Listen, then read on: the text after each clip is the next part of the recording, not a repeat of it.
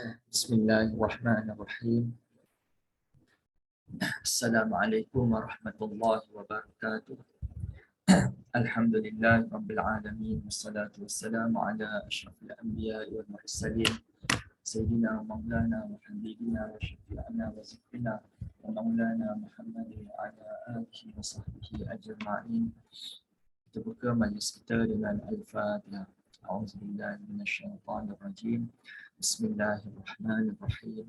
Alhamdulillah rabbil alamin arrahmanir rahim maliki yaumiddin. Iyyaka na'budu wa iyyaka nasta'in. Ihdinas siratal mustaqim. Siratal ladzina an'amta 'alaihim ghairil maghdubi 'alaihim waladdallin.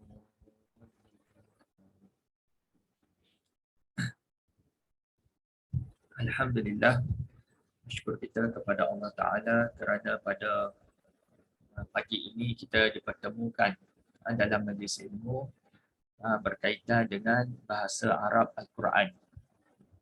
Baik, sementara kita menunggu peserta-peserta yang lain, insyaAllah yang akan turut serta dalam program ini, kita cuba mengulang kaji sedikit berkenaan dengan subjek yang telah kita belajar sebelum ini.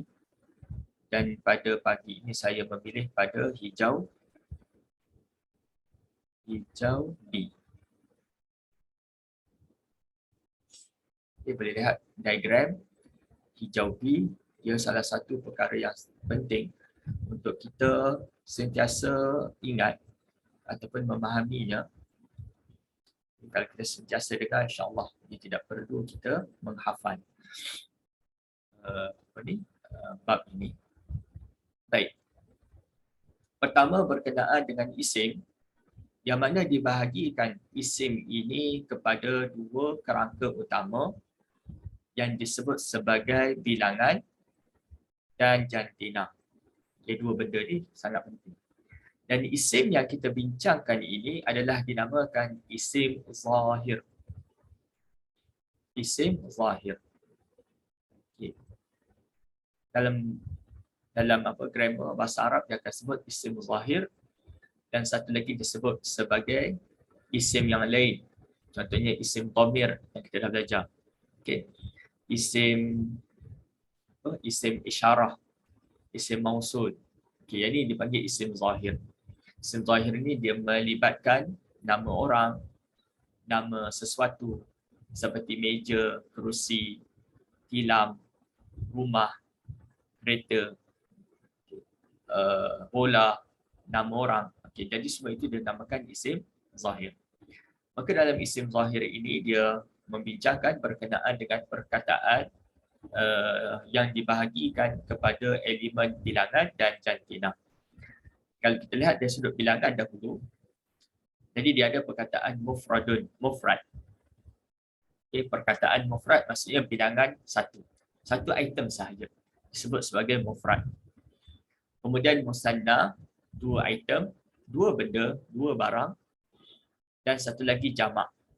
Jamak tiga dan lebih. Tiga orang, tiga buah, tiga ekor sebagai contoh. Jadi kita sebut sebagai jamak. Okay. Dan jamak ini dibahagikan kepada dua, satu jamak salim dan satu lagi jamak taksir. Okay. Jamak taksir ini pun sama, tiga dan lebih. Tiga item dan lebih. Cuma salim dengan taksir sahaja yang berbeza. Salim menunjukkan selamat, sejahtera.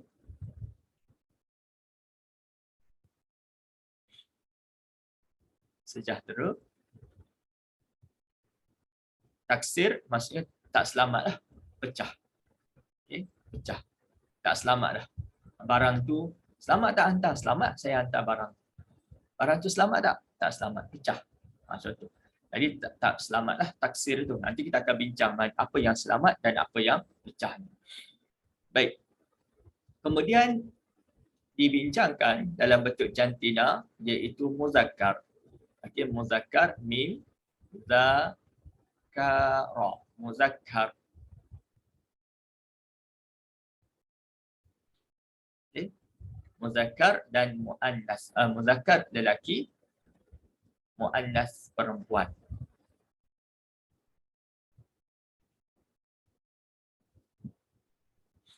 muannasun, perempuan.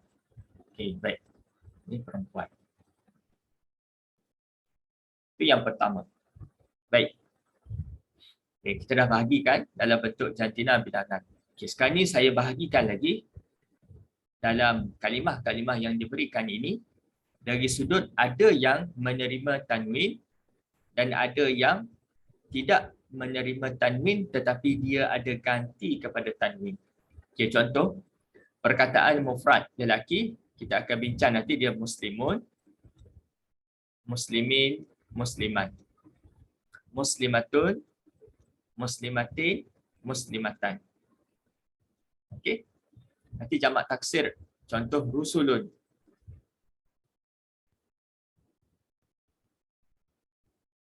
Okey, rusulin, rusulan. Kita akan jumpa macam tu. Okey. Di sini kalau kita memperhatikan ada kalimah yang menerima tanwin. Maksudnya tanwin ini baris dua di hujung kalimah. Contoh muslimun, muslimin, musliman. Muslimatun, muslimatin, muslimatan. Okey. Muslimatun, muslimatin, rusulun, rusulin, rusulan. Okey, jadi ada 4 kalimah yang menerima baris 2 di hujung. Mufrad lelaki, mufrad perempuan, jamak muannas salim, jamak taksir. 4. Okey, 4 kalimah ataupun 4 kumpulan kalimah yang menerima tanwin. Jadi saya bahagikan di sini ada yang tanwin iaitu yang menerima tanwin baris 2 di hujung. Okey. Dan yang kedua selain daripada itu kita lihat ada yang ada nun. Contoh musanna muslimani. Okey, ada huruf nun. 1 2. Okey, 1. Saya buat nombor 1 semua. Nun nun. Ta alif nun. Ta ya nun. Waw nun. Ya nun. Okey. Semua nombor 1 ni adalah ada nun pada kalimah tersebut. Untuk apa dia letakkan nun begini? Okay, nun ini adalah ganti kepada tanwin. Ganti daripada tanwin. Jadi kalimah yang ada nun ni dia tidak ada tanwin dah. Sebab apa? Sebab dia sudah ada penggantinya. Kalau dah ada pengganti tidak perlu datangkan tanwin. Baik. Okay. Nanti saya bahagikan 2 kategori pula. Okey, satu yang ada tanwin, satu lagi ada nun yang menggantikan tanwin. Baik. Yang seterusnya saya bahagikan kalimah isim zahir ini kepada kedudukan. Okey, kedudukan ini ia berlaku kepada ayat sahaja. Apabila kita letakkan dalam bentuk ayat, maka dia ada kedudukan. Maka dia ada kedudukan depan, okey, atau kedudukan atas atau kedudukan bawah. Untuk isim ada ini sahaja kedudukannya. Satu, sama ada depan, sama ada atas, sama ada bawah. Okey. Mati tak ada. Okey. Kedudukan mati tidak ada. Kedudukan mati hanya berlaku kepada fi'il sahaja. Untuk kedudukan isim ada depan, atas dan bawah. Dan kedudukan ini ditentukan sama ada dengan baris, maksudnya kita nampak baris dia. Okay, baris, iaitu kalau nampak bagi depan, dia kedudukan depan. Nampak bagi bawah, kedudukan bawah. Nampak bagi atas, kedudukan atas. Okay. Dan satu lagi ditentukan oleh huruf. Okay. Okay, kalau kita lihat di sini, mana satukah kalimah yang ditentukan dengan baris? Yang ditentukan dengan baris ini adalah kalimah yang ada tanwin ataupun yang boleh menerima tanwin. Okey, yang ditentukan dengan baris ni adalah kalimah-kalimah yang mana ia boleh menerima tanwin. Ia boleh menerima tanwin. Okey. Manakala yang huruf yang ditentukan dengan huruf ini, contohnya ada huruf alif, baris kedudukannya depan. Ada huruf ya, kedudukannya atas atau bawah. Kedudukan waw, ada huruf waw, kedudukan depan. Ada huruf ya, kedudukan atas dan bawah. Ini yang ditentukan dengan huruf ini adalah kalimah-kalimah yang ada huruf nun yang ganti kepada tanwin. Okey, ini dia punya kerangka utamalah, kerangka secara luaran berkenaan dengan isim dari sudut bilangan dan jantina. Okay, barulah kita akan masuk ke dalam kalimah-kalimah yang ada di sini. Baik. Jadi kita akan lihat pertama adalah mufrad muzakkar. Dia akan melihat kepada perkataan mufrad muzakkar dahulu. Kerana perkataan mufrad muzakkar ini dia boleh saya sebutkan sebagai dia adalah asal lah, kalimah yang berbentuk asal, sebab selepas daripada mufrad muzakkar ini dia akan berlaku perubahan kalimah. Jadi macam mana kita nak melihat kepada asal dia, lihat kepada mufrad muzakkar. Mufrad muzakkar. Maka kalau kita lihat di sini mufrad muzakkar, contoh yang diberi muslimun ataupun muslimin ataupun musliman. Di sini nampak ada tanwin, maka kedudukannya ditentukan oleh baris. Kalau kita baca muslimun, kedudukan depan, muslimin, kedudukan bawah, musliman, kedudukan atas. Okey, kerana apa? Kerana dia adalah isim mufrad muzakkar. Okey. Seterusnya kita beralih kepada mufrad seorang muannas perempuan, seorang perempuan. Jadi cara nak sebut dia kena sebut bilangan dahulu baru sebut jantina. Mufrad muannas. Okey, mufrad muannas contohnya muslimatun. Muslimatun ada huruf ta di sini. Ta marbutah. Mim, sin, lam, mim adalah diambil daripada mufrad muzakkar tambah ta. Ta ini menunjukkan perempuan. Okay, apabila suatu kalimah yang mana dia dikongsikan oleh jantina berbeza, lelaki dan perempuan. Ada lelaki muslim, ada perempuan muslim. Maka di sini diperlukan kepada suatu tanda sebagai pembeza.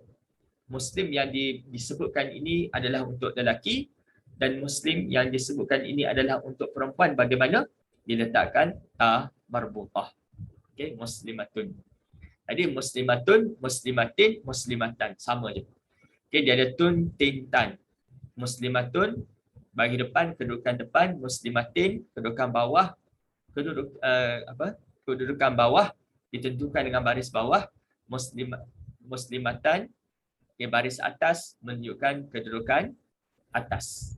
Okey, muslimatun, muslimatin, muslimatan. Okey, selesai tentang mufrad, muzakkar dan muannas. Sekarang ni kita akan masuk kepada musanna. Okay, kita akan membincangkan berkenaan dengan musanna, iaitu dua item. Okay. Jadi kita bincang pertama musanna muzakkar. Musanna muzakkar. Musanna muzakkar iaitu dua lelaki. Okay, jadi dua lelaki, kalau kita lihat di sini, dia tambahkan alif dan nun atau ya dan nun. Okay, macam mana kita nak buat? Kita cuma letakkan perkataan asal dia, mufrad dia, muslim. Okay, muslimani. Okay, muslimani. Ma tu kena baca baris atas. Kerana apa? Pertamanya ada alif. Muslimani. Muslimani, muslimaini. Muslimani, muslimaini. Dan dibacakan secara lin. Muslimaini.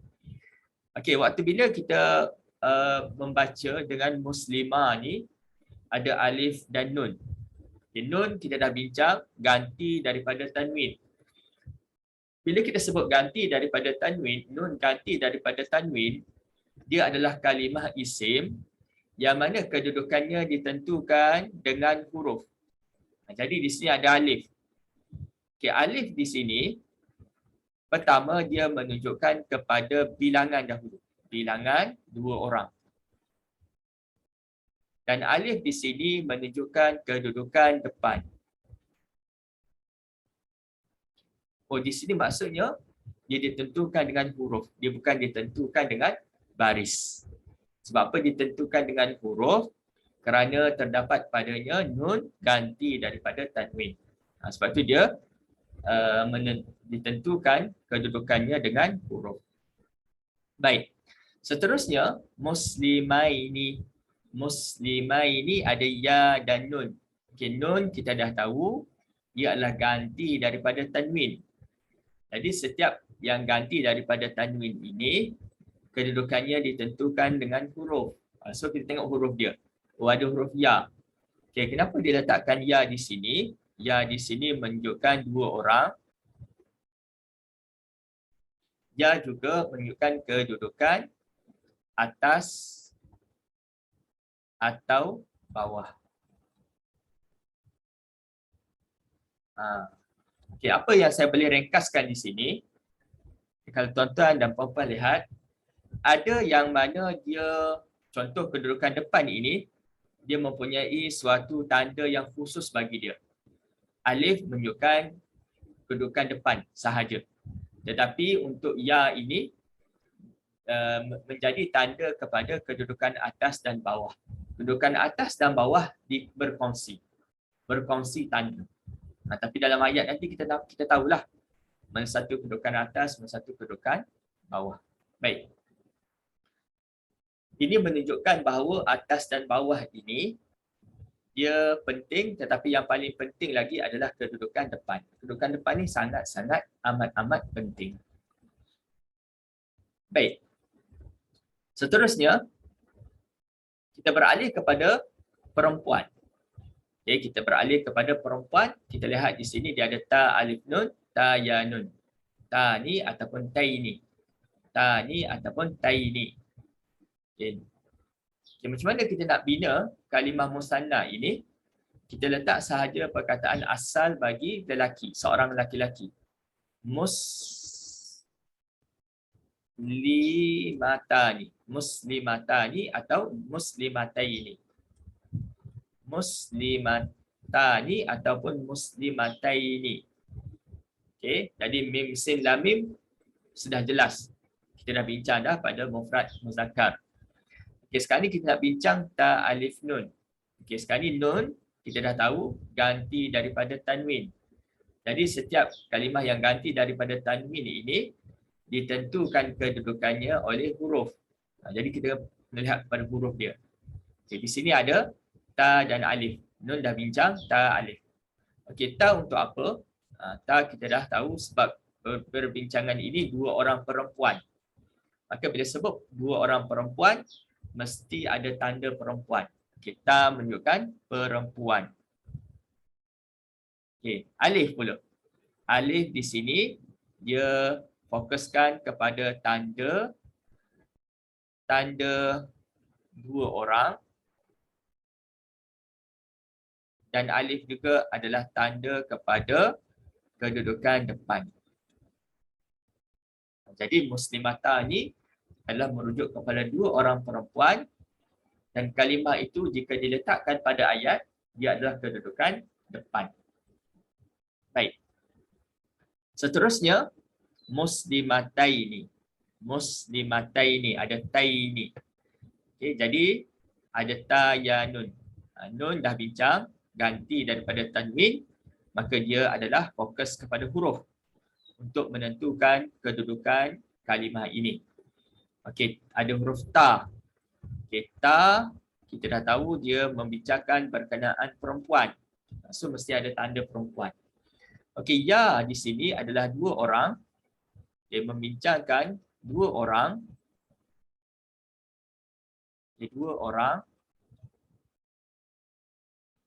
Ta juga adalah menunjukkan kepada kedudukan atas atau bawah. Okay, atas atau bawah. Muslimataini. Okay, muslimataini. Baik. Seterusnya, kita beralih kepada jamak. Jamak ni maksudnya tiga dan ke atas. Okay, jamak salim, jamak taksir. Okey, jamak salim ini cara kita nak sebut dia, kita kena sebut jamak dahulu, jamak muzakkar lelaki salim. Salim ni kena letak yang last kan. Jangan sebut jamak salim muzakkar, jamak salim muannas. Kalau kita sebut macam tu, orang yang belajar bahasa Arab dia akan tahu oh dia ni salah ni. Okey.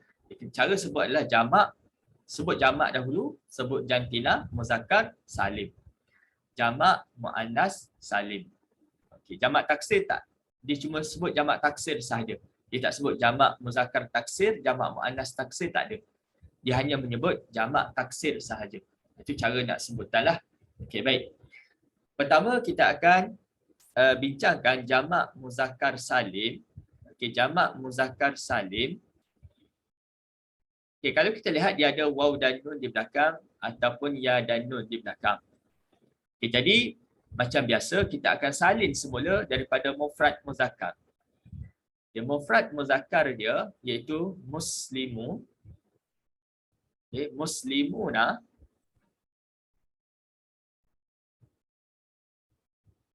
Okay, muslimuna atau muslimina. Muslimuna ataupun muslimina. Okey. Ada waw dan nun atau ya dan nun. Muslimuna, muslimina. Baik. Mim sin lam mim kita dah tahu maksudnya muslim. Okey, sekarang ni kita nak bincang tentang waw dan nun. Okay, nun kita dah tahu ganti daripada tanwin. Maka apabila ganti daripada tanwin, apa yang kita nak fokuskan adalah huruf. Kerana huruf ini adalah menentukan kedudukan kalimah ini. Okey, ada huruf waw. Pertama ada huruf waw. Huruf waw. Okey, huruf waw. Untuk apa huruf waw? Pertama untuk menunjukkan ramai. Dia mesti ramai. Sebab apa? Sebab kita bincang ni jamak. Okey, mesti ramai.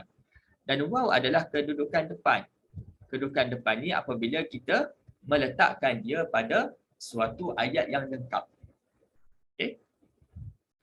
Kemudian ada ya dan nun. Muslimina. Okay, ada huruf nun ganti daripada tanwin. Lalu ganti daripada tanwin, apa yang kita nak fokuskan adalah huruf. Huruf ni yang menentukan kedudukan depan, atas atau bawah. Baik, ada huruf ya. Ya apa maksudnya? Ya menunjukkan pertama ramai. Sebab apa ramai? Kerana kita bincang tentang jamak. Okay. Kemudian ya ini juga menunjukkan kedudukan atas atau bawah. Okey, selesai. Okay, seterusnya jamak muannas salim. Okey, jamak sebut jamak dahulu, kemudian sebut jantina muannas, kemudian sebut salim. Okey, salim sejahtera selamat. Okey, di sini ada alif dan ta. Alif dan ta ni dia menunjukkan dua benda, dua perkara. Okay, dua perkara yang ditunjukkan pada alif dan ta. Apakah dia? Okay, iaitu dia menunjukkan kepada bilangan ramai dan juga dia menunjukkan kepada perempuan. Terus, ramai dan perempuan. Bilangan dan juga jantina. Habis ada tanwin tun dan tin ni. Tun dan tin ini adalah menunjukkan kedudukan dia. Okay, menunjukkan kedudukan kalimah ini apabila berada pada ayat. Okay, apa kedudukan dia? Okay, tun pada kedudukan depan. Okay, kedudukan depan ni dia tak share dengan siapa-siapa. Eksklusif. Bagi dia. Eksklusif bagi dia. Kedudukan depan. Tetapi kedudukan bawah tin di sini dikongsikan oleh dua. Atas atau bawah. Okey, boleh.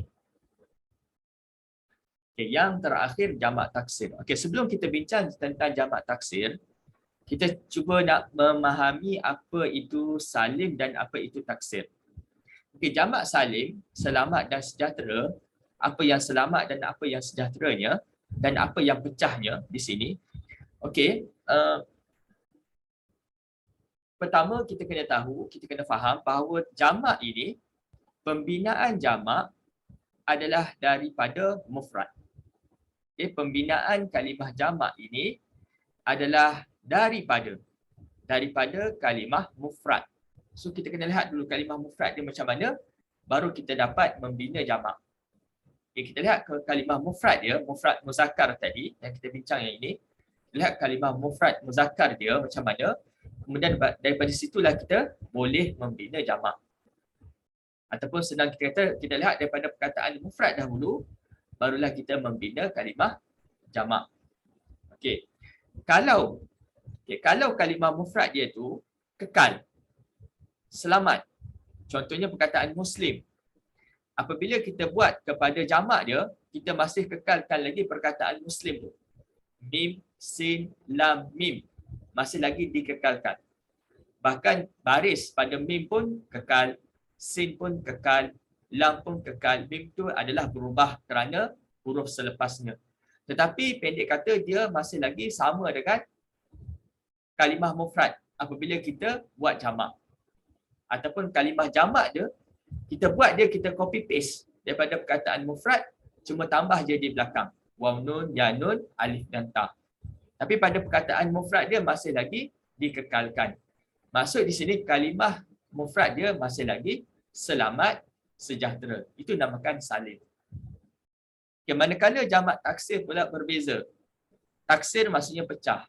Jadi kalau kita buat kalimah jamak taksir ini, kita akan lihat kalimah mufrad dia. Dan kita lihat kalimah mufrad dengan kalimah jamak itu ada berlaku perubahan yang ketara. Ada berlaku perubahan yang ketara. Itu dinamakan jamak taksir. Baik. Contoh perkataan rusulun maksudnya para rasul. Kalau kita nak sebut seorang rasul, kita akan sebut rasulun. Rasulun. Kalau seorang rasul, rasulun. Okay. Pertama kalau kita lihat di sini, perkataan rusulun dengan rasulun, rasulun maksudnya mufrad. Seorang rasul. Okay. Kita bandingkan perkataan rusulun dan rasulun. Rasulun, ra ni berbaris atas. Yang ni dah berbaris depan. Ada beza dah. Okay, sin sama. Lepas sin ada huruf waw. Tetapi di sini tidak ada huruf waw. Kemudian lam sama lam. Okay, di sini maksudnya perkataan mufrad dia telah dipecahkan, tak selamat, dipecahkan, barulah kita membina perkataan rusulun. Itu jamak taksir. Cara nak kenal jamak taksir, kalau disebut, ni jamak ni. Okay, contoh, rusulun ini adalah perkataan jamak. Okay, kita lihat, tak ada waw nun, tak ada ya nun, tak ada alif dan ta.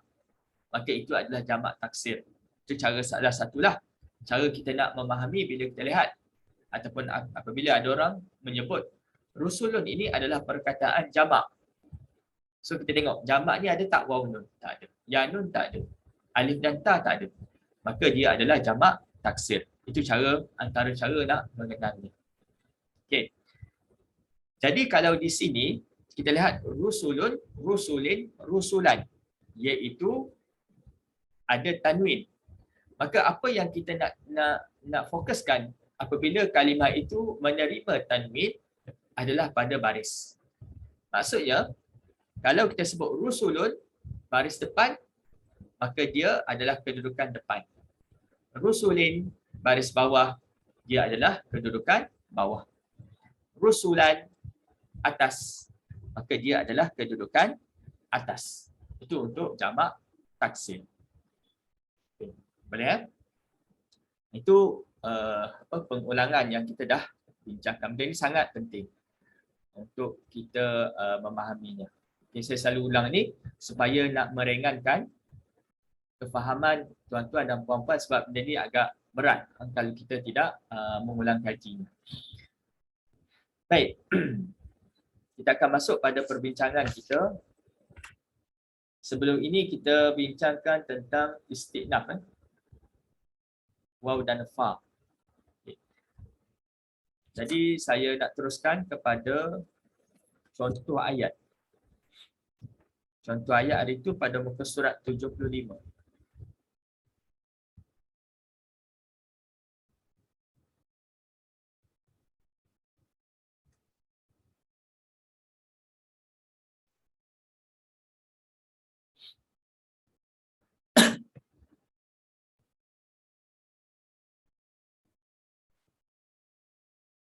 Okey, boleh.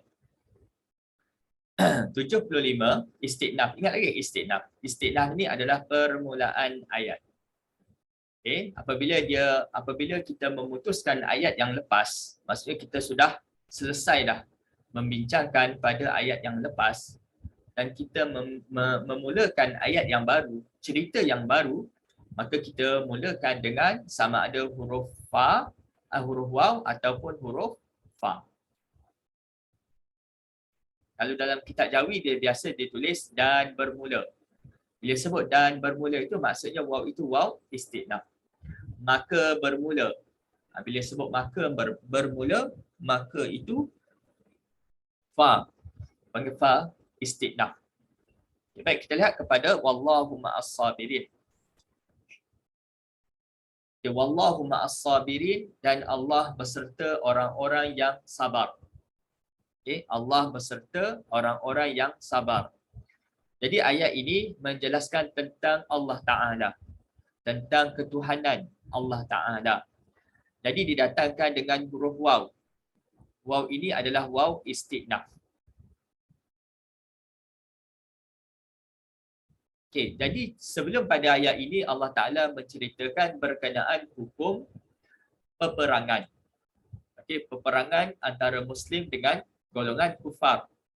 Lepas Allah Ta'ala ceritakan tentang peperangan tersebut, selesai Allah Ta'ala menceritakan tentang hukum peperangan, maka Allah Ta'ala memulakan kenyataan yang baru. Kenyataan yang baru menceritakan tentang diri dia, tentang Allah Ta'ala. Maka dimulakan dengan waw. Jadi waw ini telah memutuskan cerita yang lepas, selesai dah cerita lepas, ni Allah Ta'ala nak mendatangkan kenyataan yang baru. Dan kenyataan ini menjelaskan tentang Allah Ta'ala. Okay, sebab itulah kalau kita lihat waw istiqnaf Allahu. Jadi Allahu nanti kita akan belajar, dia merupakan subjek. Subjek perbincangan. Sekarang ni Allah Ta'ala cerita tentang siapa? Tentang diri dia. Okay, Allahu. Sebab itu kalau subjek biasanya dia kalau isim, okey, dia isim, dan isim itu kedudukan depan. Okey, kedudukan depan. Di sini nampaklah baris depan dia. Kerana dia adalah Allah ini adalah isim mufrad. Okey, isim mufrad. Okey, dia subjek. Perbincangan dalam ini berkenaan dengan Allah Ta'ala. Apa yang Allah Ta'ala bincangkan, sebutkan tentang diri dia. Okey, diri dia. Wallahu, Allah Ta'ala ma'as sabirin, beserta orang-orang yang sabar. Okay. Kemudian ma'a. Okay, ma'a ini nanti kita akan belajar, dia dinamakan isim, zaraf, makan. Okay, isim zaraf makan. Isim zaraf makan bermaksud kalimah isim yang menunjukkan ruang, tempat. Tetapi kita kena faham di sini bukan bermaksud zat Allah Ta'ala itu ada pada orang-orang yang sabar, bukan. Kalau ma'a digunakan untuk manusia boleh. Huwa Muhammad ma'a Ali zahaba ila suq. Muhammad berserta Ali pergi ke pasar. Bolehlah kita nampak dua orang tu berjalan bersama. Okey, pergi ke pasar. Itu tak ada masalah. Tapi apabila berbincang tentang Allah Ta'ala, kita kena faham. Bab ketuhanan ini dia kena bincang dalam bab akidah. Jadi Allahu ma'as sabirin, iaitu ulama tafsir menjelaskan maksud Allah wallahu ma'as sabirin, Allah beserta orang-orang sabar, adalah bermaksud Allah Ta'ala memberikan kemenangan kepada orang sabar. Kerana kesabaran mereka menentang golongan-golongan kufar untuk meninggikan agama Allah.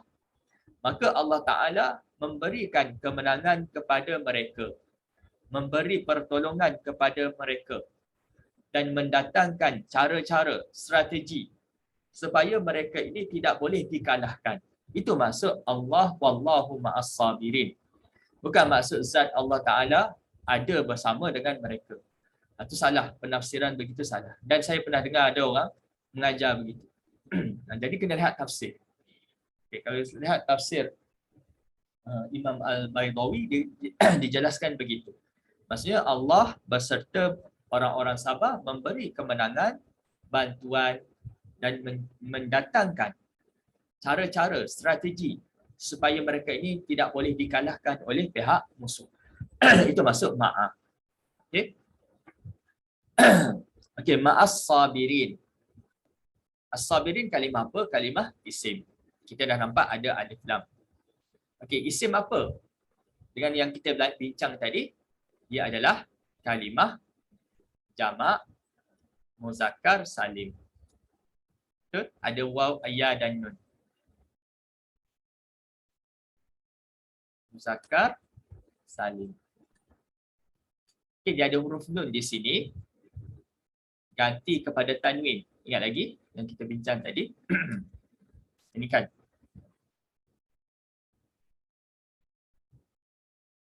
Okay, dia ada waw nun ataupun ya nun. Okay, dia ada waw nun dan ada ya nun. Okay, kenapa digunakan ya nun? Kenapa gunakan ya nun tak guna waw nun? Jadi ya nun di sini kita lihat ada ya, kedudukan sama ada kedudukan atas atau bawah. Okay, kita kena check dulu. Kedudukan atas ke kedudukan bawah? Ada ya dan nun. Okey.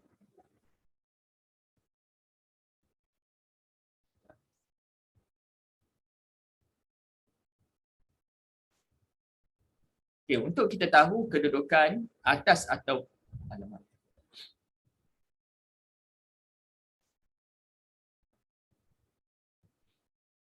Okey, untuk kita tahu kedudukan atas atau bawah, kita lihat kalimah sebelumnya. Okey, kalimah sebelumnya saya dah sebut tadi, isim, zaraf, makan. Okey. Isim, zaraf, makan. Isim, zaraf, makan ini adalah merupakan suatu kalimah yang dipanggil satu kalimah yang tidak jelas. Dipanggil mubham, satu kalimah yang tidak jelas kerana terlalu umum. Okey. Jadi kalimah ma'a ini, untuk kita faham kalimah ma'a ini perlu disandarkan. Perlu disandarkan dengan kalimah selepasnya. Disandarkan. Disandarkan dengan kalimah selepasnya. Baru kita faham apa yang dimaksudkan dengan ma'a.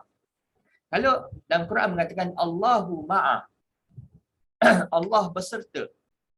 Jadi ayat tu tidak jelas, tidak faham. Allah beserta apa? Jadi dia kena sandarkan. Wallahu dan Allah ma'a beserta as-sabirin. Disandarkan kepada as-sabirin beserta orang-orang sabar. Oh, okey faham. Beserta dengan orang sabar. Jadi ma'a ni dengan as-sabirin ini dia menjadi predikat. Predikat menjelaskan tentang Allah. Allah subjek. Okey. Jadi apa yang saya nak sebutkan di sini, perkataan ma'a ini adalah mudhaf. Mudhaf.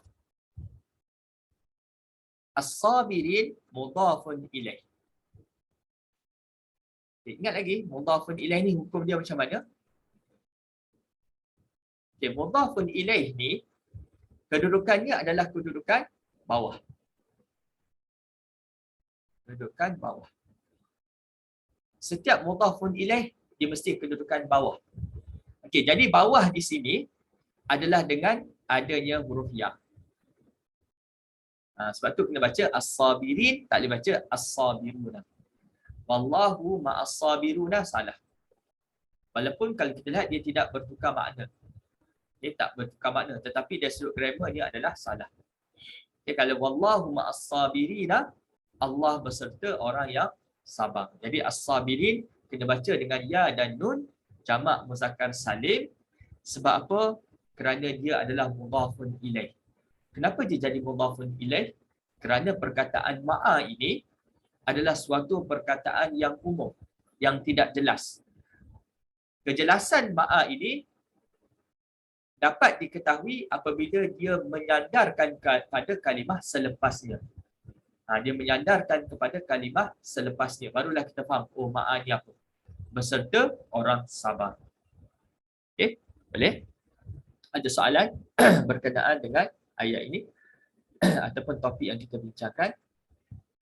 Nanti kita akan masuk bab isim zaraf makan, isim zaraf zaman ni selepas daripada perbincangan haraf yang kita sedang belajar. Baik.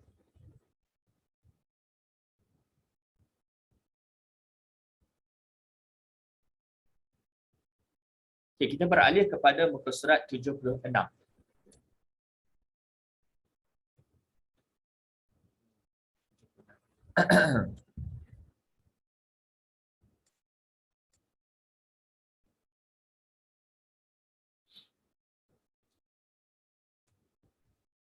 Okay.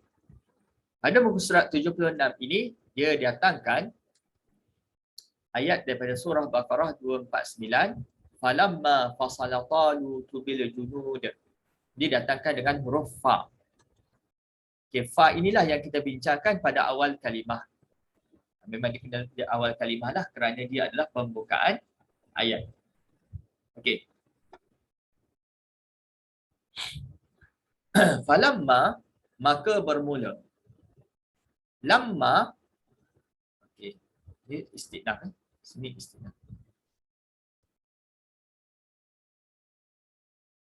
Okey, lamma, apa maksud lamma? Tatkala. Okey. Lamma ini adalah isim zaraf zaman.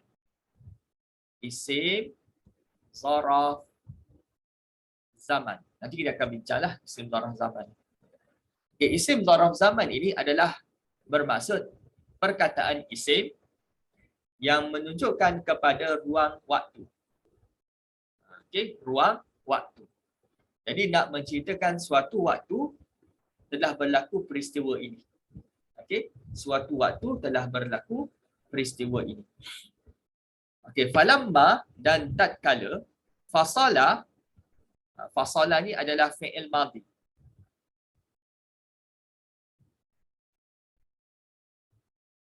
Okay, fi'il madhi ni dia paling minimum 3 huruf. Ni paling minimum. Okey, fi'il madhi dia ada 3 huruf minimum. Kemudian dia ada 4 huruf, ada 5 huruf dan kita akan bincang ada 6 huruf maksimum. Maksimum pembinaan fi'il madhi hurufnya ada 6 maksimum, minimum 3. Jadi cara nak kenal fi'il madhi ini antaranya adalah kita melihat ketiga-tiga, kalau ketiga-tiga huruf ni huruf sihat, huruf sihat ni maksudnya dia tidak ada alif waw ya, maka ketiga-tiga huruf ini dia berbaris, semuanya berbaris. Okey, huruf pertama berbaris, huruf kedua berbaris, huruf ketiga berbaris. Okey, dan huruf pertama berbaris atas, huruf ketiga berbaris atas. Okey, tetapi huruf kedua ni kadang-kadang berbaris depan, kadang-kadang berbaris atas, kadang-kadang berbaris bawah. Okey, ini saya bagi pendedahan awal lah. Kita tak masuk lagi bab fi'il madhi, tapi cara-cara dia macam tu. Cara kita nak kenal dia, kalau dia 3 huruf. Okey, dia kalau fi'il madhi 3 huruf, huruf pertama baris atas, huruf ketiga baris atas juga. Huruf kedua ni dia kadang-kadang ada baris atas, ada baris depan ataupun ada baris bawah.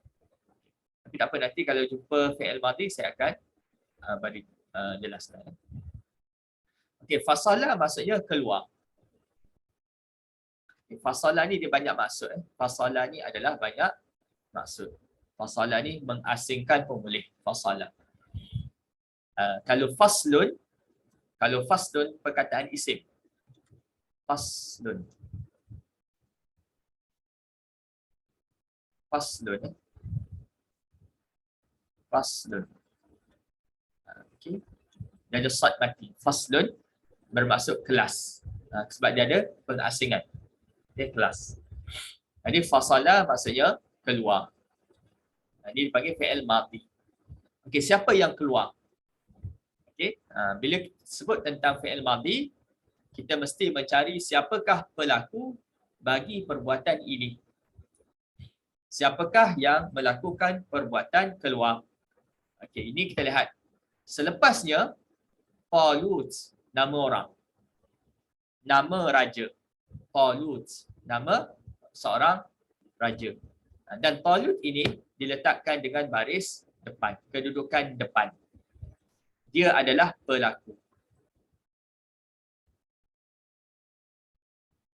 Pelaku atau dalam bahasa Arab ataupun istilah bahasa Arab dinama fa'il. Nanti kita akan belajar jugalah fa'il. Setiap fi'il mesti ada fa'il. Setiap fi'il mesti ada pelaku. Pelaku itu dalam bahasa Arab fa'il.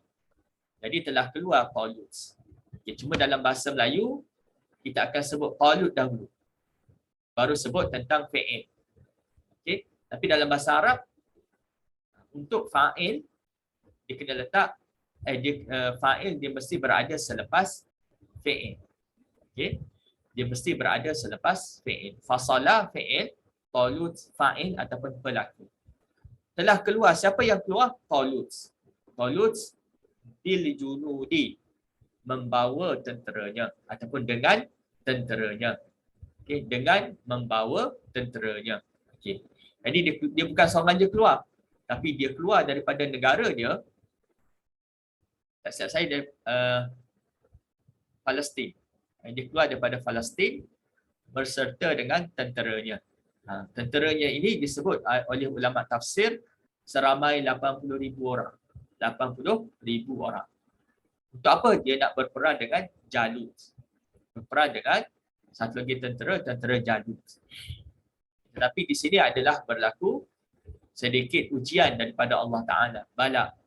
Bala daripada Allah Ta'ala, maksudnya ujian daripada Allah Ta'ala, iaitu mereka keluar dalam musim yang sangat panas dan mereka tidak boleh minum air daripada sungai.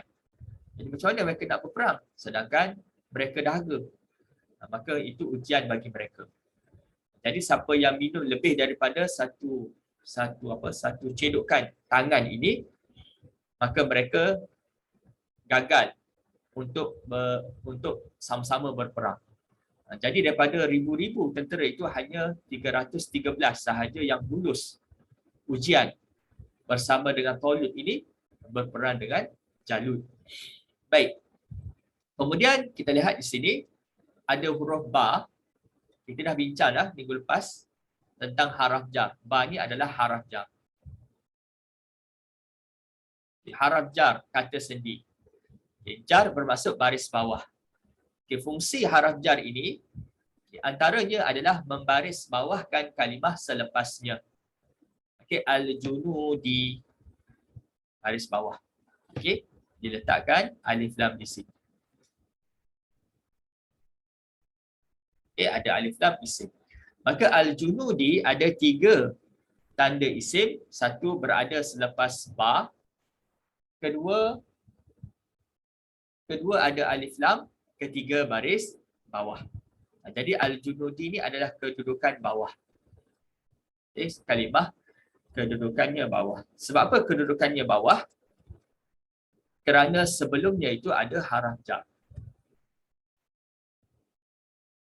Okey, kerana apa? Sebelumnya itu ada haraf jar. Maka namanya al-junud ni yang kita bincang sebelum ni, selepas daripada haraf jar mesti isim majrur. Isim majrur ni maksudnya isim yang dibaris bawahkan. Siapakah yang membaris bawahkan isim majrur? Haraf jar. Okey, boleh ya? Okey, selesai bab isti'naf. Kita akan masuk bab yang baru tentang haraf lagi, iaitu kita akan bincang berkenaan dengan haraf taukid, haraf istisna, haraf nida, haraf nahi dan haraf nafi pada muka surat 69. Siapa yang tuan-tuan, jika tuan-tuan ada buku, Tuan-tuan dan puan ada buku, lihat muka surat 69. Kita patah balik. Okay, hai. Patah balik ni kita nak bincangkan tentang haraf yang berbaki. Baik. Di sini ada berkenaan dengan haraf taukid. Okay, kita faham haraf bukan isim, bukan fi'il. Okay, dia kalimah kata fungsi dan tugas dia, fungsi dia adalah mentaukidkan, iaitu penegasan. Menegaskan sesuatu kenyataan.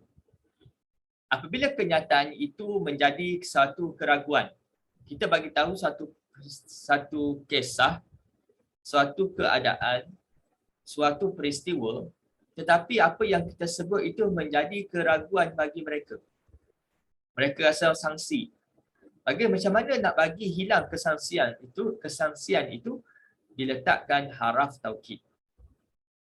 Jadi kalau mereka tak percaya, itu urusan dia lah. Kita dah tak mampu untuk meyakinkan mereka. Tetapi cara untuk meyakinkan mereka adalah dengan meletakkan haraf taukid. Okey, dengan meletakkan haraf taukid. Dia satu haraf taukid, satu lagi kalau kita bincang taukid sahaja, dia ada banyak.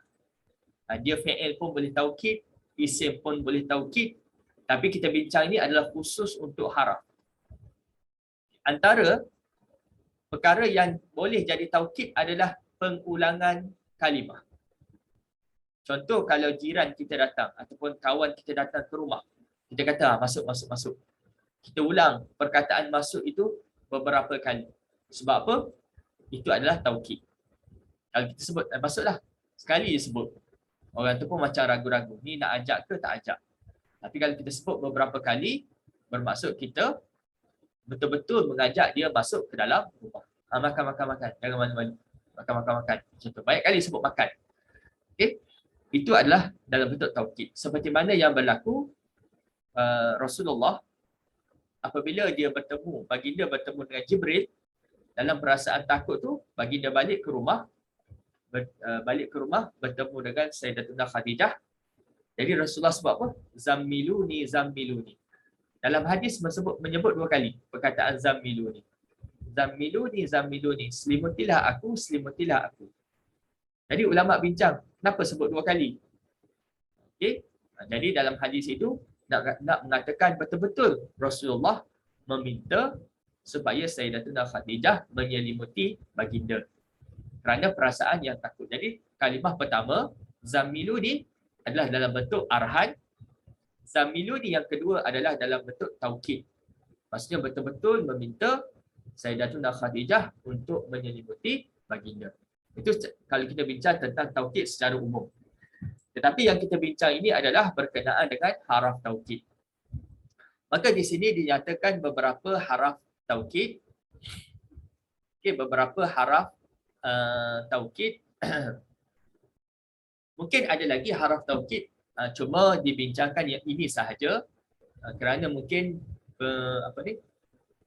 penyusun buku ini, itu Ustaz Rusdi, dia melihat ini yang penting untuk diketengahkan pada perbincangan haraf taukid. Baik, kita mulakan dengan yang pertama, inna dengan anna. Okey, inna dengan anna. Inna dengan anna ini adalah dua haraf taukid yang sama.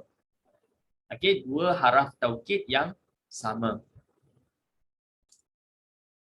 Tetapi permasalahannya, kenapa diasingkan? Kalau kita lihat ada perbezaan in dengan a. Satu i, satu a. Satu baris bawah dan satu baris atas. Dan kedua-dua ni sama. Adalah maksud yang sama, kegunaan yang sama, cuma perletakannya berbeza.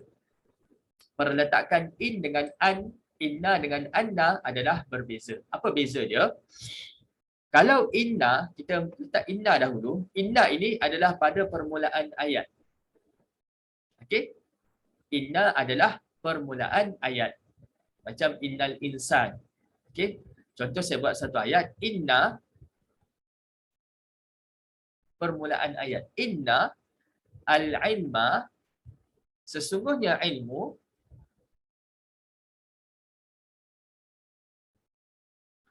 nafi'un, bermanfaat.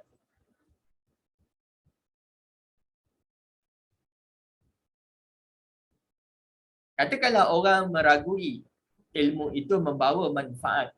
Pertama kita kata al-ilmu nafi'un. Ilmu itu memberi manfaat. Orang kata ya ke ilmu ni boleh memberi manfaat? Kita pun datangkan innal ilma nafi'un. Sesungguhnya ilmu itu memberi manfaat. Okey, jadi kita datangkan inna untuk menghilangkan keraguan seseorang apabila ia merasa syak dengan ilmu. Dia macam malas nak belajar. Okey, kita sebut innal ilma nafi'un. Okey, manakala anna ini berada pada pertengahan ayat. Dia tak boleh berada pada permulaan ayat. Contoh, afrahani. Afrah ni maksudnya apa? Menggembirakan. Afrahani afraha maksudnya telah menggembirakan. Macam nama Farah kan? Farah. Itu maksudnya gembira.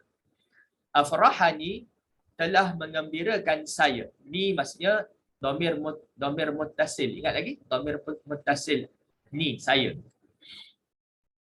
Telah menggembirakan saya annaka, sesungguhnya engkau,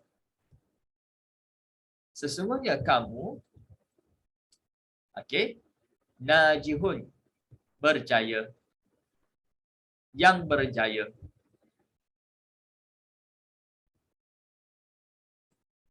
Okey, afrahani telah menggembirakan saya.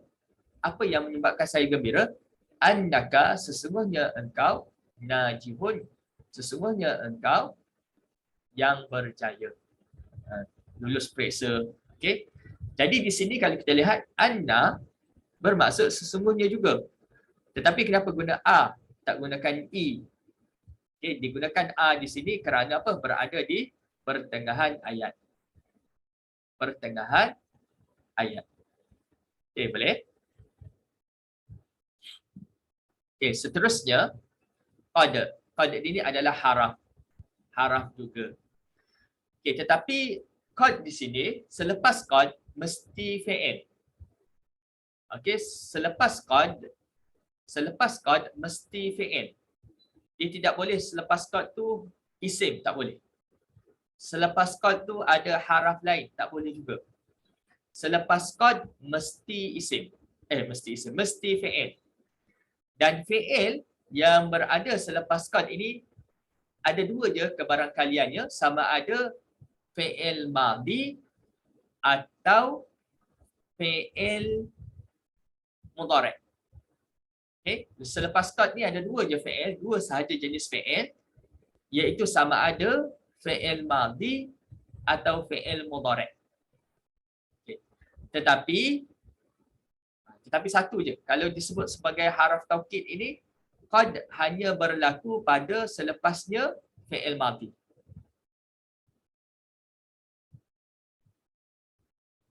Fi'il madhi sahaja. Barulah kita kata qad itu maksudnya sesungguhnya. Tetapi kalau letak fi'il mudhari', dia tak jadi haraf taukid. Dia letak qad itu maksudnya kadang-kadang. Kalau letak fi'il mudhari'. Tetapi kalau letak fi'il madhi, selepas qad, berada selepas qad, fi'il madhi berada selepas qad, bermaksud sesungguhnya. Okey? Contoh, kita letak perkataan qad. Okay, qad kita tak boleh letak lagi bermaksud sesungguhnya ke apa. Lihat selepas qad. Qad habatat. Ini fi'il madhi.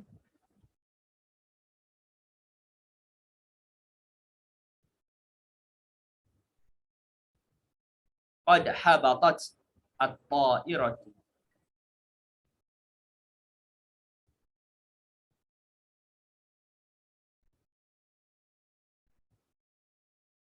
Okay. Sesungguhnya telah mendarat kapal terbang itu. Sesungguhnya telah mendarat Habatat maksudnya mendarat. Ini fi'il madhi, habatat. At-ta'iratu, kapal terbang itu. Okay, orang tak percaya. Ada kawan kita tak berapa yakin.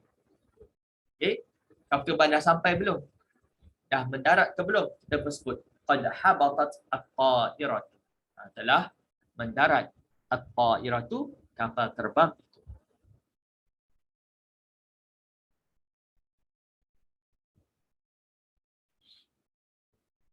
Okey. Seterusnya nun, ada syaddah di hujung. Ada syaddah dan nun yang syaddah ni berada di hujung kalimah. Dia hanya berlaku kepada apa? Kepada fi'il mudhari' ataupun fi'il amar sahaja. Yang ada nun. Nun ya. Satu lagi nun mati. Okay, nun ni dipanggil nun taukid sakilah. Nun taukid sakilah. Macam mana sakilah? Sakilah. Macam ni lah. Okay. Nun, jadi nun taukid khafifah. Nun taukid khafifah. Dia tak beritahu nun taukid khafifah. Okay, dia letak nun syaddah saja. Sedangkan ada lagi nun khafifah. Okay, nun taukid sakilah, nun taukid khafifah. Okay, dia ada satu lagi nun yang mati. Okay, nanti insya-Allah kalau ada dalam bab ni kita akan lihat. Okay, kalau nun taukid sakilah dan nun taukid khafifah, kedua-duanya menunjukkan penegasan. Tetapi yang ada syaddah ini lebih kuat penegasannya berbanding yang tak ada syaddah. Okey. Apa maksud nun taukid sakilah? Nun taukid adalah nun yang mana digunakan untuk taukid penegasan. Sakilah. Sakilah ni maksudnya berat. Kenapa berat? Kerana dia ada syaddah. Nun taukid sakilah. Dan ia juga adalah lebih tegas, lebih ditegaskan dengan ada syaddah begini. Apa maksud nun taukid khafifah? Nun adalah huruf nun yang bermaksud kepada taukid penegasan dan dia khafifah. Khafifah maksudnya ringan. Ringan tu maksudnya dia tidak ada syaddah. Okey, contoh saya berikan satu contoh fi'il amar. Okay, saya perintahkan contohlah anak untuk belajar sungguh-sungguh. Udrusanna.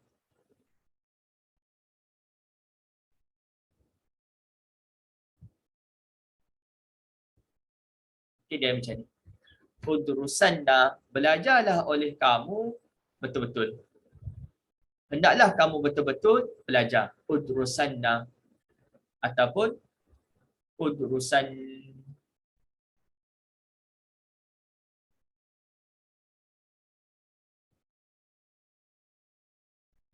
Okay. Udrusan. Okay, dia ada nun mati macam ni. Jadi dia ada satu syaddah dan satu lagi ada nun. Nun yang mati. Jadi nun syaddah ni nun taukid sakilah, nun taukid khafifah. Nun taukid sakilah ini lebih kuat.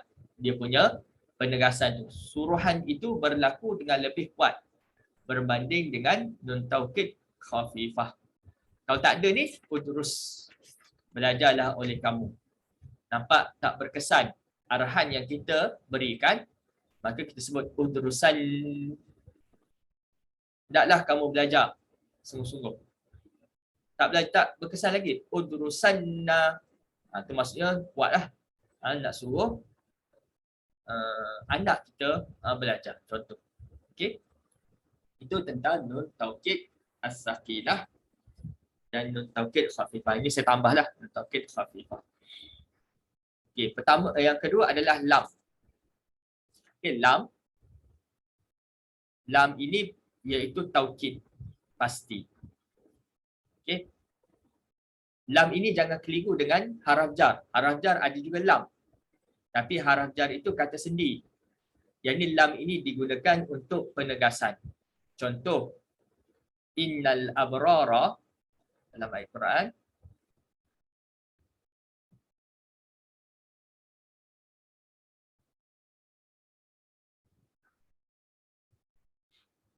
Sepadan atas.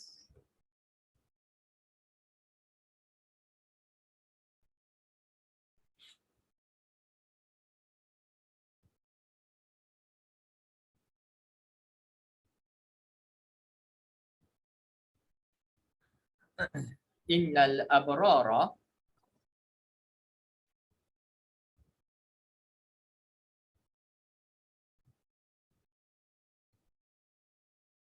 sesungguhnya orang yang baik, innal abrara la fi na'im. La fi na'imin.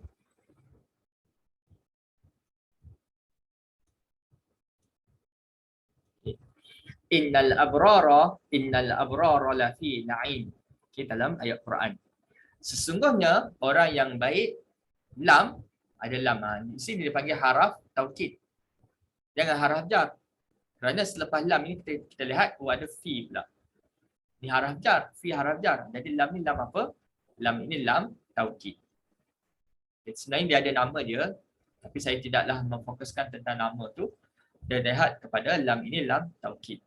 Sesungguhnya orang yang baik itu, orang-orang yang baik pasti di dalam kenikmatan ataupun pasti di dalam kesenangan.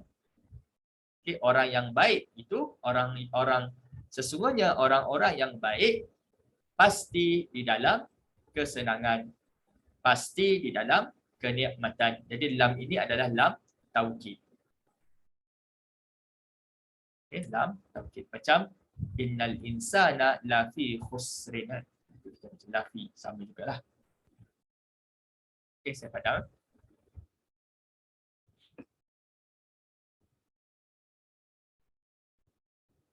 Okay, baik. Seterusnya, sumpah. Okay, ini dia panggil huruf-huruf sumpah. Wabata. Okay, wabata ni huruf-huruf sumpah.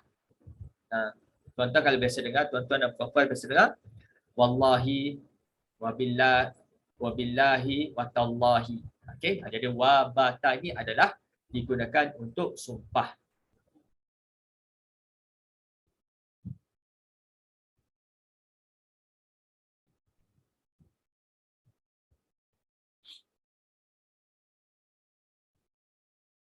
Okay, dan baik. Kalau kita lihat kepada perbincangan yang lain, apa nanti kita lihat. Okey. Pertama tentang wa ni maksudnya demi. Ketiga-tiga kalimah ini digunakan untuk bermaksud demi. Demi engkau, demi waktu asar, demi waktu malam dan sebagainya. Okey. Cuma kalau huruf waw ini digunakan sumpahnya kepada isim zahir.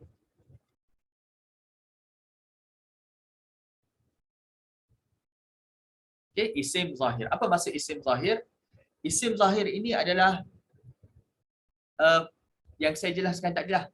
Contohnya nama orang, contohnya nama bagi masa, wal asri. Waw tu boleh digunakan untuk sumpah isim zahir. Wal laili. Okey. Wattini waz zaitun. Tin dan zaitun itu adalah isim zahir. Wallahi, Allah juga adalah dinamakan sebagai isim zahir, nama Allah Ta'ala. Warrahmani, warrahimi, demi Tuhan yang bernama Ar-Rahman, demi Tuhan yang bernama Ar-Rahim. Okey, boleh digunakan huruf waw. Okey, waw. Okey, ba pula boleh kita sumpahkan dengan ba ini untuk isim zahir sama dan dhamir. Dan dhamir. Okay, ba. Contohnya bika demi engkau, sa'adribanna, contohnya. Sa'adrusanna,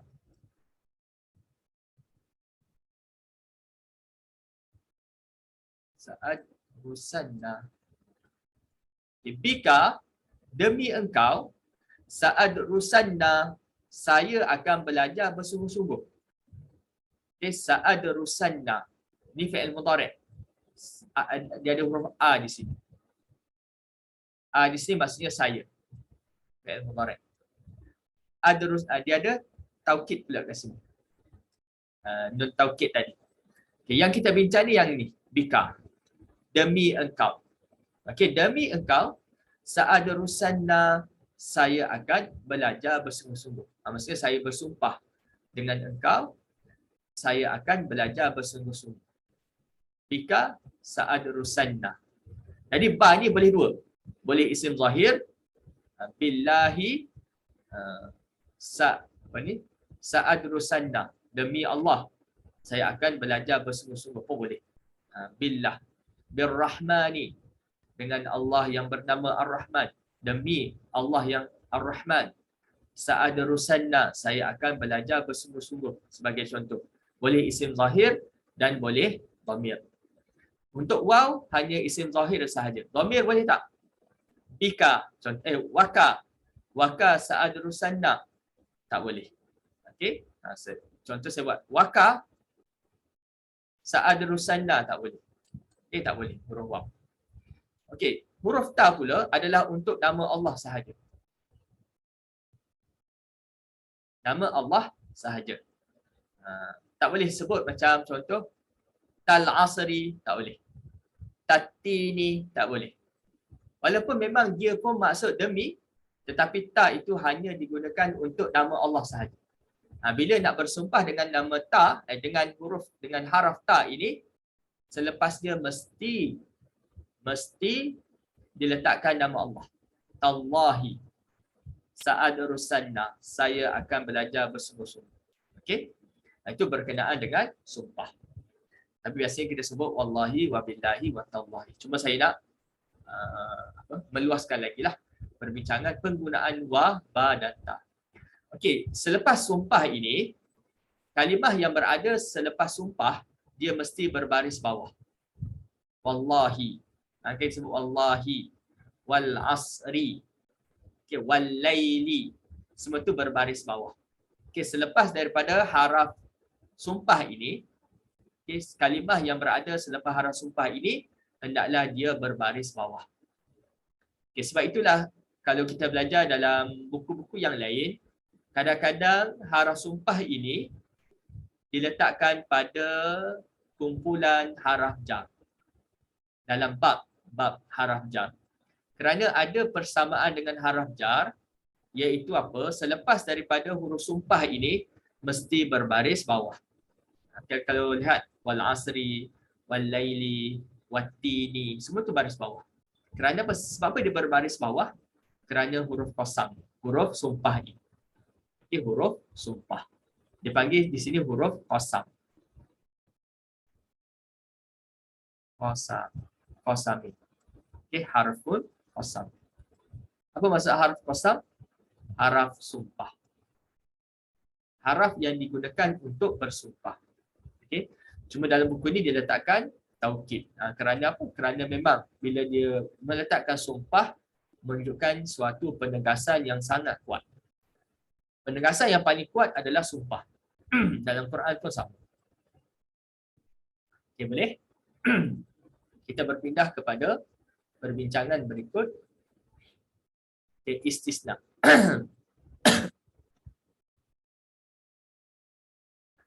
Okay, istisna ini illa, pengecualian. Okay, yang tertukar dengan istinaf. Istinaf permulaan. Istisna ini pengecualian. Kadang-kadang saya pun tertukar. Istisna.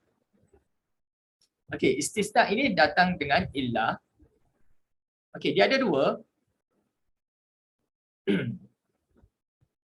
Okey. Kita buat dua ayat.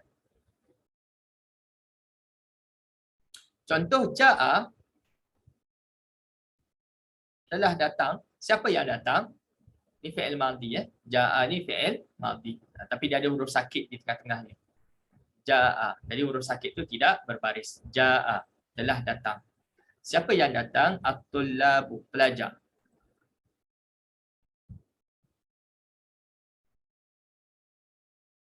Okey, pelajar-pelajar. Ramailah pelajar ni. At-tullab ni jamak taksir. Taksir yang menunjukkan kepada pelajar yang ramai. Okey, semua pelajar datang ke? Illa, melainkan. Jadi ini pengecualian. Illa Khalidan. Melainkan Khalid dia tak datang. Illa Khalidan. Oh, jadi seorang pelajar tak datang. Ya, Khalid. Jadi di sini kalau kita lihat, perkara dia illa ni dia panggil huruf istisna. Okey, huruf haraf ataupun huruf istisna. Okay. Maka huruf istisna ni dia ada sebelum pengecualian dan selepas pengecualian. Maka sebelum pengecualian ni dipanggil lafaz yang umum. Lafaz umum. Okey, lepas dia khususlah. Apa maksud khusus umum? Maksudnya bila disebut sebagai ja'at talibu, maka umum. Telah datang pelajar-pelajar. Illa Khalidan, melainkan Khalid. Jadi selepas haraf istisna, dia telah mengkhususkan Khalid je yang tak datang. Pelajar lain datang.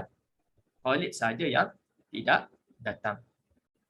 Itu tentang istisna. Okey, illa juga ada maksud hasri. Okey, hasri. Dalam bahasa Arab ni dia sebut hasri. Hasri ni maksudnya membataskan, mengkhususkan. Mengkhususkan dengan benar-benar khusus. Okey, contoh. Okey, dia ada illa, tetapi sebelum illa itu dia kena datang la juga. Dia kena datang nafi dahulu. Contoh la ni nafi La yaqa'u, tidak berlaku. Fisu, pada keburukan. Tidak berlaku, tidak jatuh seseorang di dalam keburukan illa, melainkan fa'iluhu, melainkan orang yang melakukannya. Maksudnya apa? Maksudnya apa? Orang yang melakukan keburukan ini mesti dia akan masuk ataupun jatuh di dalam keburukan. Okay. Jadi di sini didatangkan nafi dahulu, kemudian didatangkan illa. Okay. Illa di sini, walaupun dia memang dipanggil huruf istisna, tetapi oleh kerana didahului dengan la, nafi, dia panggil di sini hasri. Yang saya tulis sini hasri. Hasri ini betul-betul mengkhususkan. Maksudnya perkara keburukan ini tidak berlaku kepada orang baik. Perkara keburukan ini akan berlaku kepada orang yang melakukan keburukan. Macam tu. Kalau kita nak lebih faham, la ilaha illallah. La ilaha illallah. Tiada Tuhan yang disembah dengan sebenar-benarnya melainkan hanya Allah sahaja yang disembah. Yang itu dipanggil hasri. Betul-betul mengkhususkan Allah sahaja yang wajib disembah. Yang ini pun mengkhususkan perkara buruk itu tak akan berlaku kecuali siapa? Kecuali orang yang melakukan keburukan. Okey, itu berkenaan dengan illa. Jadi ada dua. Satu, okey, ayat yang positif. Positif ni biasalah. Telah datang pelajar kecuali Khalid. Tapi kalau dimulakan dengan ayat negatif, illa ini dipanggil hasri. Mengkhususkan. Okay, membataskan. Okay, benar-benar mengkhususkan suatu kenyataan. Okay, boleh? Okey, seterusnya kalau soalan bertanya.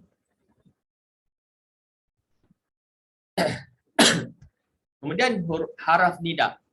Mudah je, nida ni adalah seruan. Kita menyeru seseorang. Jadi nida ni selepas nida mesti isim. Contohnya lah kalau saya sebut ya sadiqi. Wahai kawanku.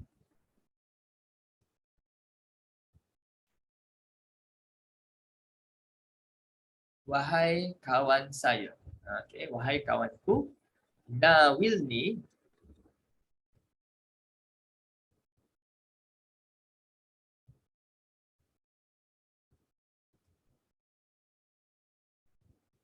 Okay, ambillah kepadaku. Okey. Bawakan kepadaku. Bawakan kepada saya Al-Kitabah. Al-Kitabah. Okay, jadi perbincangan kita ya, contoh. Ya sadiqi, wahai kawanku, kawan saya. Nawilni, datangkan kepada saya apa yang saya nak. Al-Kitabah, kitab, buku. Berikan saya kitab. Okey. Okey. Seterusnya, ini yang haraf nida ni mudah sajalah, selepas ya tu isim. Okey, seterusnya kalau dalam buku baru dia tulis haraf nafi. Kat sini tertinggal. Haraf nafi. Haraf nahi. Haraf nahi. Okey. Satu lagi haraf nafi. So, dua-dua ni adalah haraf nahi pun la, haraf nafi pun la. Okey, apa beza? Kalau haraf nahi dengan haraf nafi, satu maksudnya. Kalau haraf nahi maksudnya jangan. Janganlah. Okey. Kalau haraf nafi tidak. Sini tidak. Okey, satu lagi dari sudut baris.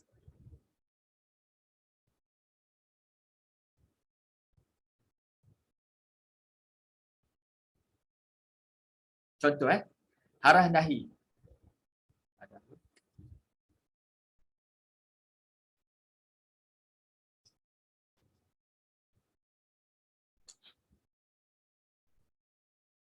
Contohnya ya ya Ali. Ini haraf nahi. Ya Aliyu, wahai Ali. La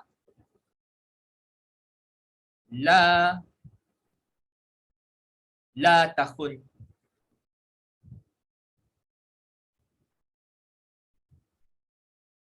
Jangan kamu mengkhianati al-ahda. Perjanjian. Okey. Jangan ya Aliyu, wahai Ali, la takhun, jangan kamu mengkhianati al-ahda, perjanjian. Okey. Kalau kita buat haraf nafi. Haraf nafi tidak. Saya buat haraf nafi. Aliyun. Ali tu la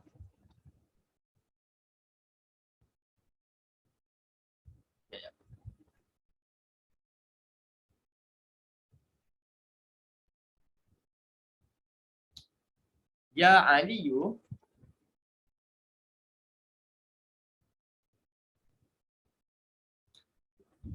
Aliyu la tahunu.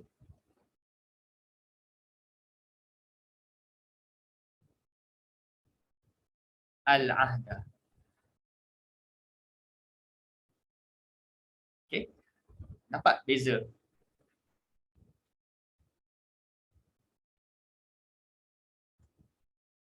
Okey, tengok beza sini. Okey, la ni pun la.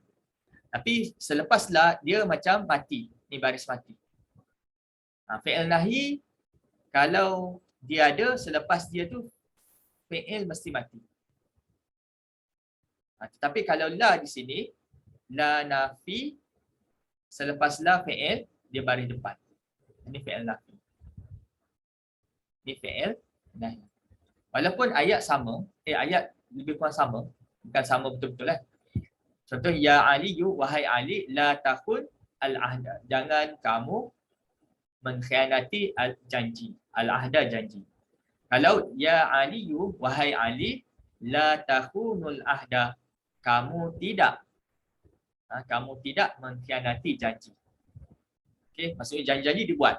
Itu maksud ya Aliyu, wahai Ali, la takhunul ahda. Kamu tidak tidak mengkhianati janji. Itu nafi. Lalu yang ni, ya Ali, la takhun al-ahda. Kamu jangan mengkhianati janji. Kalau la takhunul ahda, kamu tidak mengkhianati janji. Okey, boleh Itu beza dia.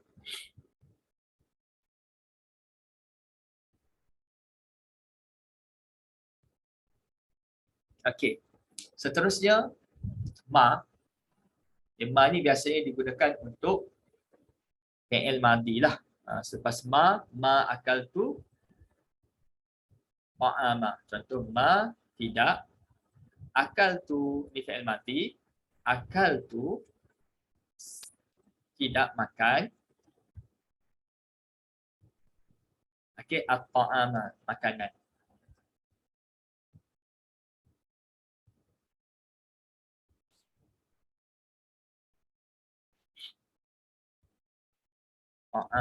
Contohlah.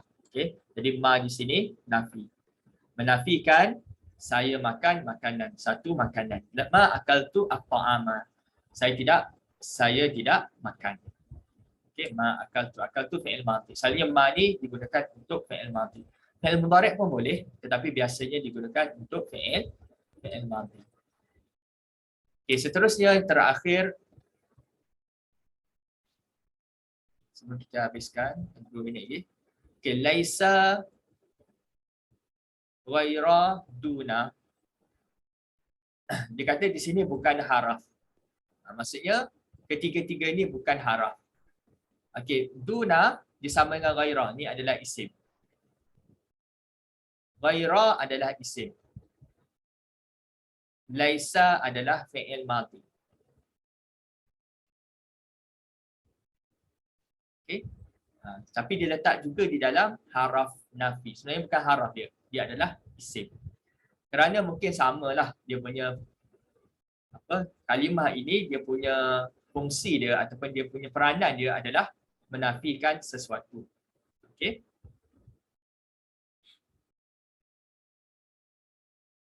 Contoh ghaira ni, kita bagi contohlah. Ja'a telah datang. Ja'ani telah datang kepada saya. Rajulun, seorang laki-laki.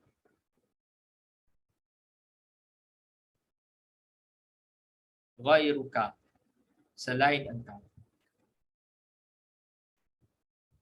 Okay. Ja'ani rajulun ghairuka.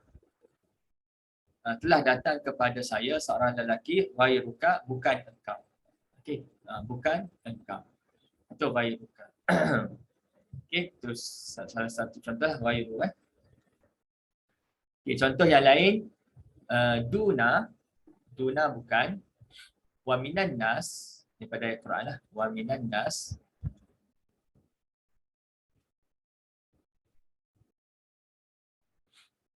Min man, mereka yang yattakhidhu, menjadikan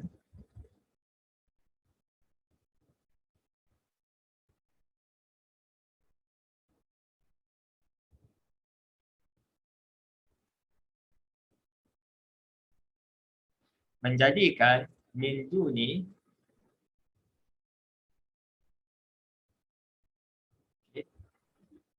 bukan selain, min duni selain min duni, selain Allah,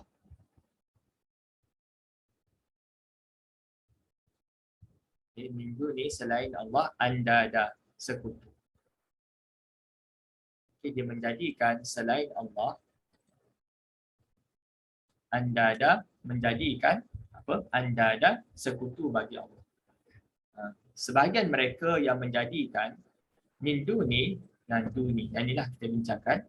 Jadi isim, sebab tu dia boleh letakkan min. Selepas min, haraf jar, duni.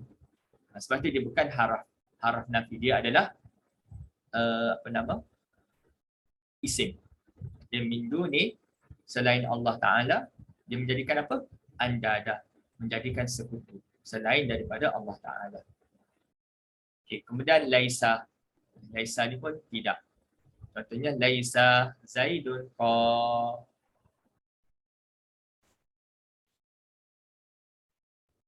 Laisa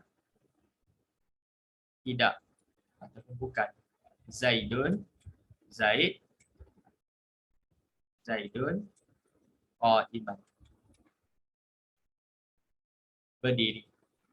Okey. Bukan Zaid berdiri. Tidak Zaid berdiri. Okey, yang berdiri. Tidak Zaid yang berdiri. Bukan Zaid yang berdiri. Laisa ni kita akan bincang pada satu bab khusus untuk laisa. Okey. Jadi saya rasa setakat ini dahulu. Ada soalan? Perbincangan pada pagi ini. Siapa dah ambil masa lebih? Okey. Pada minggu depan insya-Allah kita akan bincang tentang ayat-ayat Al-Quran yang menjelaskan berkenaan dengan taukid, istisna, nida, haraf nahi dan haraf nafi. Okey. Dan setakat ini dahulu saya mohon maaf saya ambil masa lebih sedikit. Jadi saya ucapkan terima kasih kepada tuan-tuan dan puan-puan yang hadir dalam majlis ini. Jadi kita tutup majlis kita dengan tasbih kafarah dan suratul asr. Astaghfirullah wa atubu ilaih. Bismillahirrahmanirrahim. Al-asrina al-insana lafi khusr illa alladhina amanu wa amilus solihat wa tawasaw bil haqq wa tawasaw bis sabr. Assalamualaikum warahmatullahi wabarakatuh. Terima kasih Ustaz.